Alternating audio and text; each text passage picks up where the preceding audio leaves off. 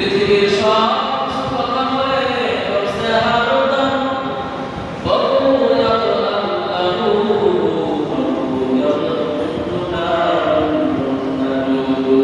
এই জান্নাত কই দেখি ওই কাটা শব্দ করে বলে আল্লাহ সাল্লাল্লাহু বলে না না এই পরীক্ষাটা শব্দ করে না এই পরীক্ষাটা আল্লাহ আল্লাহ শব্দ করে বাকিও কথা বলে বুঝতে পারি না প্রত্যেকদিন মাটি বান্দাকে ডাকতে আল্লাহ আল্লাহ আদম হে আদম সন্তান আনা বাইতুল্লাহ আমি হচ্ছি মোকাম করে ঘর হে আদম সন্তান করে দম্ভ করে অহংকার করে চলাফেরা করো মনে রেখো মাটি থেকে তোমাকে সৃষ্টি করা হয়েছে وفيها نعيدكم ومنها نخرجكم تارة أخرى আমি মাটি থেকে তোমাকে সৃষ্টি করা হয়েছে আমি মাটির ভিতরে তোমাকে আসতে হবে এই মাটির ভিতর থেকে আবার তোমাকে জিন্দা করা হবে মাটি ডাক দিয়ে বলে আমার উপরে অহংকার আপনি চলবা না কারণ আনা বাইতুল্লাহ আমি মাটি পোকামাকড়ের ঘর দুনিয়াতে কিতাবি তাবির সালায় কোরআন প্রসার থেকে সম্পূর্ণ বছরের দুনিয়া তোমার জীবন রাতে বসে দাঁড়ায় ঘুমায়া যাও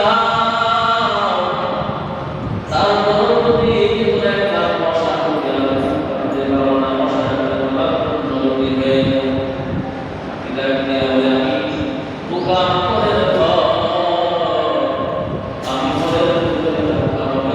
কোনো মশায় দেওয়া হবে না আমি ঘরের ভিতরে রাখা হবে সেই পোকামাকড়ের ঘর পোকামাকড় থেকে তুমি বাঁচার জন্য আমল করতে হবে কিতাব দিয়ে বলে আমি একাকিত্বের ঘর প্রতিদিন প্রত্যেক কবরের মাটি যে ব্যক্তি সেই কবরে যাবে তাকে ডাকতে থাকে আনা বাইতুল্লাহ আমি একাকিত্বের ঘর আমি ঘরের ভিতরে কোনো শান্তি নাই একা একা তুমি পাঁচটা গানে বেলা হয়ে মরণের পরে সেখানে ডাক্তার থাকতে হবে মরণের পরে তোমাকে রেখে যাবে আর তোমার খবর নেওয়ার জন্য আসবে না আমি একাকিত্বের ঘর এই একাকিত্বের ঘরের জন্য সঙ্গী সাথীদের কাম তোমার নিয়ে আসতে হবে আমি ডাক দিয়ে আমার দুনিয়াতে আলিশান বাড়ি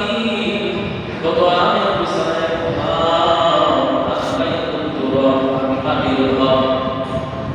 আমি মাটির ঘর বিছানা নাই আমি মাটি থেকে শুরু মাটি আর মাটি অতএব নেক আমল যদি না নিয়ে আসতে পারো আমি মাটি বড় ভয়ঙ্কর কবর বলে আমি